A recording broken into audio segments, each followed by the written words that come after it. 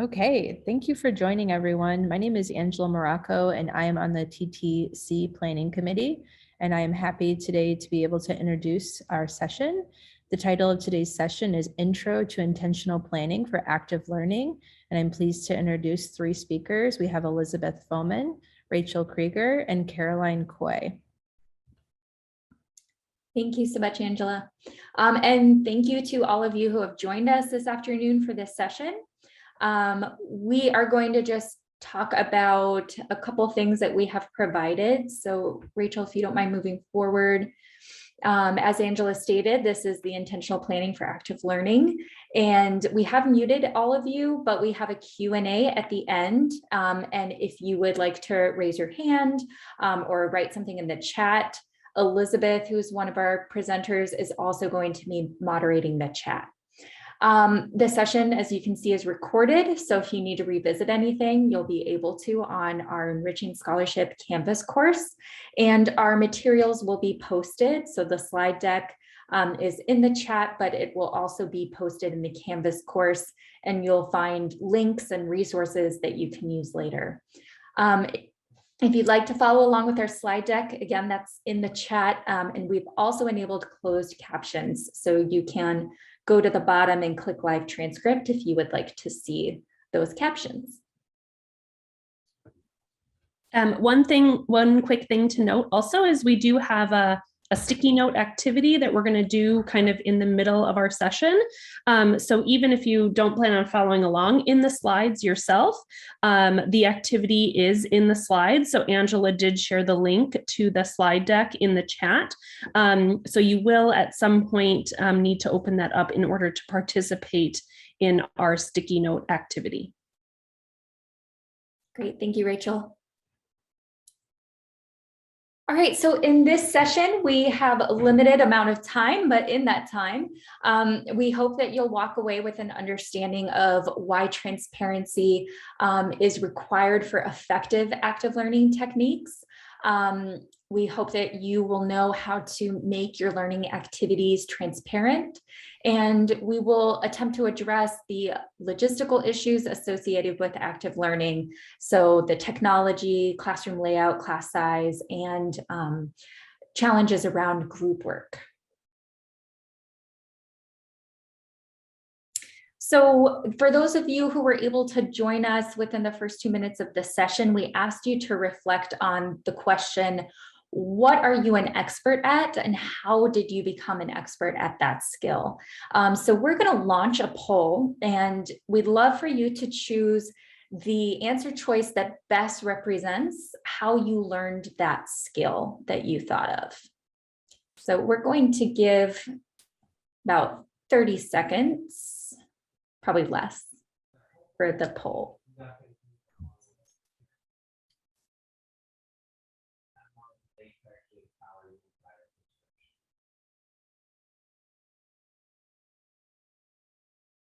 Okay, so it says we're still waiting for a few more.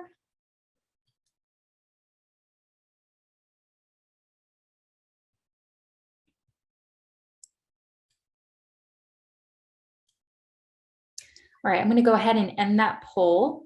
But what we can see, and hopefully everyone can see the results. Is that the case, Rachel and Elizabeth? Mm-hmm. Awesome. So you can see that 90% of you said actively practicing that skill is how you became an expert.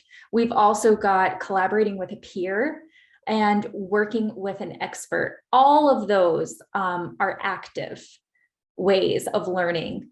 And it's not to say that reading about it or listening is not effective, but when you're actively engaged, that's really what's going to lead to retention and to actual learning. So I'm going to stop sharing those results. And I want to go through what we mean in this presentation when we talk about active learning. So on the slide, on this next slide, we can see some definitions of active learning. And these are essentially that you're doing something. Students are doing something. So when we think of teaching, teaching is the visible process. We can see what the instructor is doing. We can hear what they're saying. But learning is largely invisible unless we make it visible by asking our students to do something. So when we think of invisible learning, those might be our receptive skills, listening, reading. We can't see the student actually processing through that information unless we ask for them to produce. So writing, speaking. So you can think of active learning as something you can see your students do in order to measure their learning. At the bottom, if we look at the research that supports active learning, showing that interactive courses are 2 times as effective in promoting conceptual understanding as compared to traditional courses. So traditional courses being largely lecture-based courses. And if we take a look at the next slide, we can see a range of active learning strategies. And I do apologize that the graphic on the right is not, very readable, but again, we shared the slide deck. Hopefully that's helpful. But you can do a variety of different strategies to make learning active, from the simple ones of, turn and talk, reflect, writing a minute paper. So that might be synthesizing a lecture, all the way up to experiential learning, internships, role plays, larger discussions that take the majority of class time. And to assist you with creating experiences that are active, there are a variety of tools that you can use. So if you do want to turn your lecture into an interactive lecture where students are responding to a question, you can use iClicker. If, for example, you want to do experiential learning, but you can't get out of your classroom, you can do a site visit using Google Tours. So there are many tech tools that can help with active learning.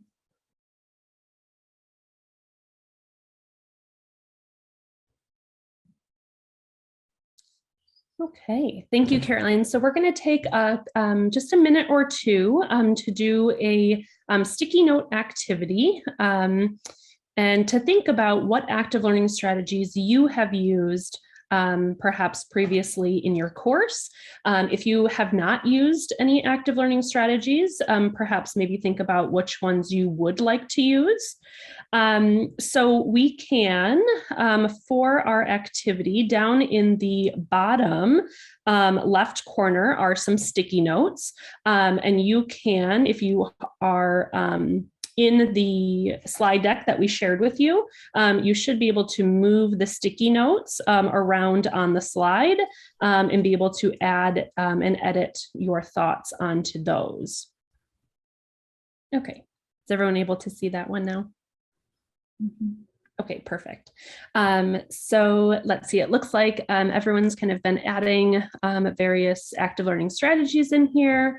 I see a couple of them, feedback using sticky notes and Jamboard, peer review, think, pair, share, case studies, role play, collaborative learning in groups.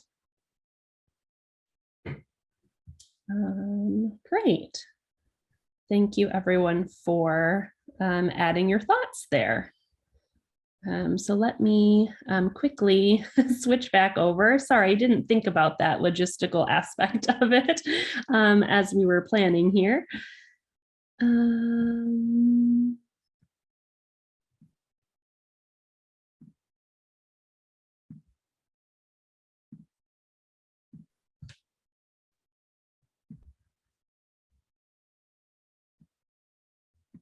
Okay. All right, so thinking about, Caroline kind of talked a little bit about active learning and what that means and some of the different activities or strategies that you could do. So now we're going to talk a little bit about how to be transparent in your teaching and learning and with active learning strategies in mind. So transparent teaching and learning is really focused on the how and the why students are learning particular content in a course or doing a particular active learning strategy or assignment. So why is it important to be transparent? So it really promotes equitable learning opportunities for all students, specifically with greater benefits for underrepresented or first generation students. It increases the students' academic confidence, along with building those communication and problem solving skills that a lot of employers look for, and definitely have a positive impact on the students' perspective, but also persistence in completing their college courses and all the way through graduation. So how do we be transparent in our teaching? So showing relevancy is really going to help with being transparent and how to actually do that in our courses. So sharing with the students and being explicit on what is the purpose of the assignment, being able to share that with students is really going to allow them to have a greater understanding of why am I learning this, and how am I going to apply this after I graduate and in the real world. And then clarifying expectations. So really sharing with the students exactly what they're going to have to do for an assignment, what those different expectations are, and how they're going to be evaluated. So being able to use a rubric and being able to show the students these are the different criteria that you're going to be evaluated on, and here's what you need to do in order to actually be successful on this particular assignment or task. And then finally, providing meaningful feedback. So after students complete an assignment, providing feedback to them on perhaps what they did really well, different areas that perhaps need improvement, and giving them opportunities to improve upon or go back and redo some of their assignments in order to then meet those different criteria that you're evaluating them on.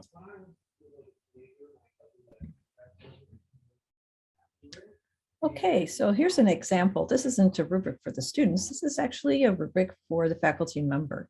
And in this example, what we're looking at is the structure for a Think, Pair, Share assignment. Now, it is for a large lecture hall. So you imagine students are sitting next to each other in close proximity.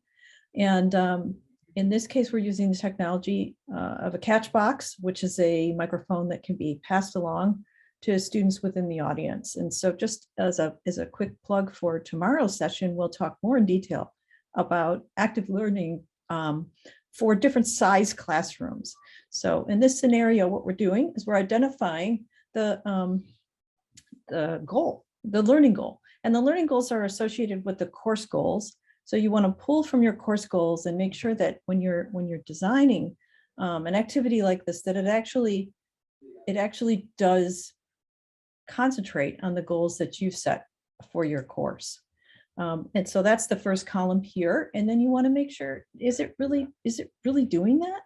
And it's important to do this with adult learners because students can be very skeptical. And a lot of times they're very passive in a lecture hall, and they're happy to just sort of drift off and listen to the faculty member talk and present material. So when you're asking them to do an active learning activity, you want to make sure that you're justifying and you're giving them the rationale for that particular activity. And this is true for your colleagues as well. If you're doing a presentation with your colleagues and you ask them to do something, you got to kind of prove it to them, or that they might groan a little bit. Maybe they don't want to get up from their coffee to do the active learning. But once it gets started, they're usually very enthusiastic. So you always want to include the rationale as well. So in this activity, we want to make sure we tell the students exactly what we want. And a good practice is to actually show them, here's an example of what I'm expecting from you when you're done with this activity. Give them a time limit and make sure they understand exactly what they're doing. In this scenario, they're looking at a current event, and they're reviewing other media sources to look, as a lesson in media literacy. So you tell them straight up, that's what we're doing here. And I want you to pick one person of the two people that are working on this project to present out loud to the class. So you're going to tell them straight up exactly what's expected, how long they have, and how are they getting graded for this, if they are in fact getting graded. In this case, we're going to give them 2 points for participation. And those points are not going to be added to their gradebook until they put the content of their results into a Google Doc. And so you tell them that too. You say, make sure you put what you've said in class into a Google Doc so I can give you your grade. Another thing to think about in a situation like this is if you have remote students. An active learning exercises is one thing in person, it's a whole nother issue when you've got remote students, maybe even in a hybrid course. So another option is to consider what you might do for the remote students that's of similar value that allows them to participate as well.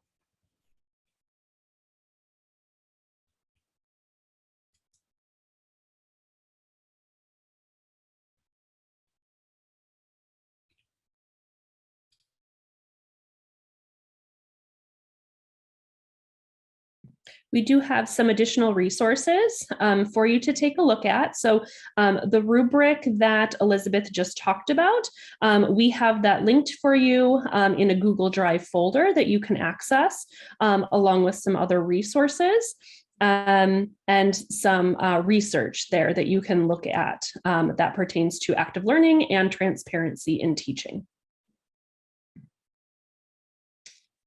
And then getting learning and teaching support from ourselves, both or all of us, Elizabeth, Caroline, and I are all learning and teaching consultants with LSA Technology Services.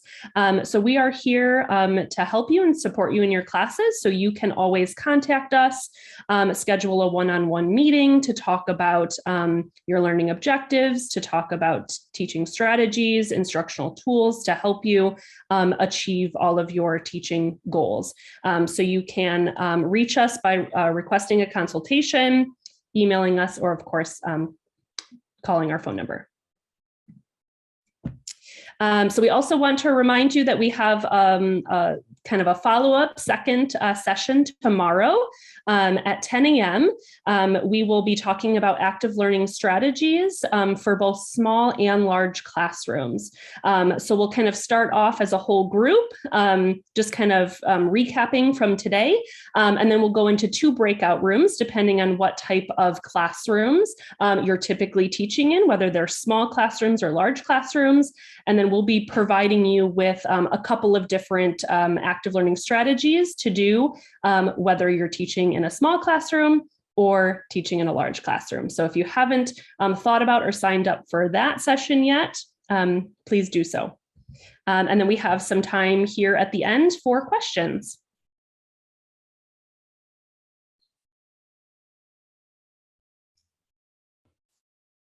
If you have questions, you can either enter them in the chat and we'll answer that way, or you can unmute yourself, feel free, and ask out loud for everyone to hear.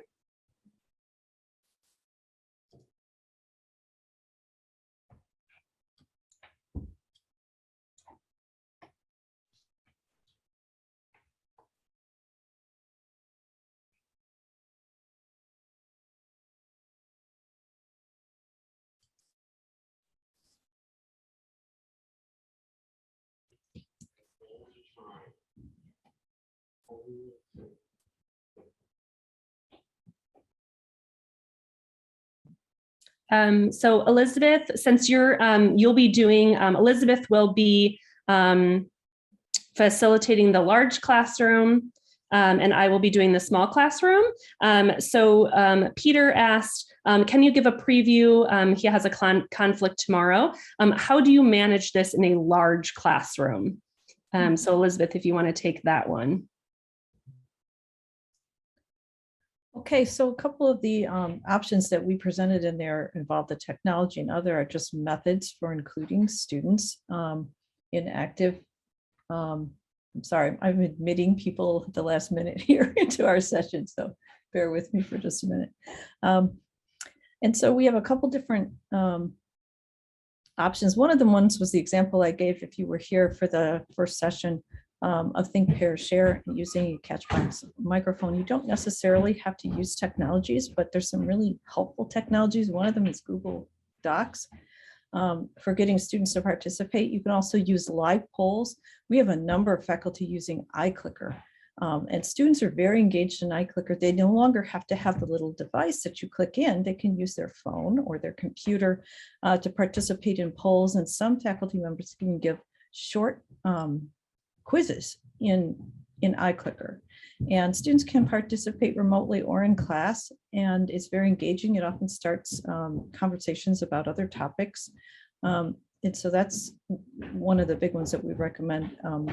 The example that we use is the 4 odds in Angel Hall, which are traditional lecture halls, very large, have hundreds of students in them. It can be a real challenge to do active learning in those sessions. And so iClicker is a big one. It's the top of the list. Any other questions? Yes, Caroline, do you have a question? Oh, no, just to add in, again, there's a lot of technology that can help in the large classroom spaces, but there are also some activities that you can ask students to do in their rows. If, passing a Post-it down and then grabbing a Post-it from each row leader. So there's a lot, if you're willing to incorporate paper-based materials, that you can do as well.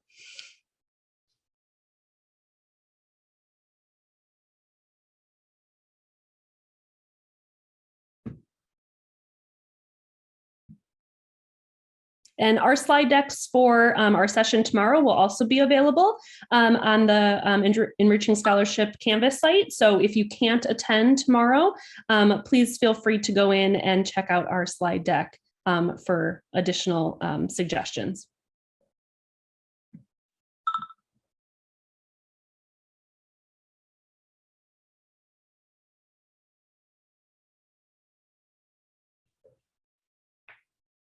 Thank you to all of you who are putting additional resources in the chat.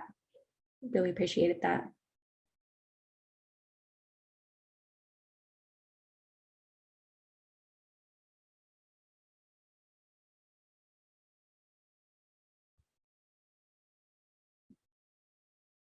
All right, well, we'll give everybody time to take a break before 1 o'clock. And thank you all for joining. If you have any specific questions that you want to talk to us about, just please reach out. And again, thank you all for joining our session today. And once more, I'm going to put the slide deck in, so I think I put the wrong link in. So Okay. Thanks for pointing that out to me, Dana. I also put the Google Calendar link for tomorrow's session in the chat Awesome. for the Thank you, follow-up Angela. session.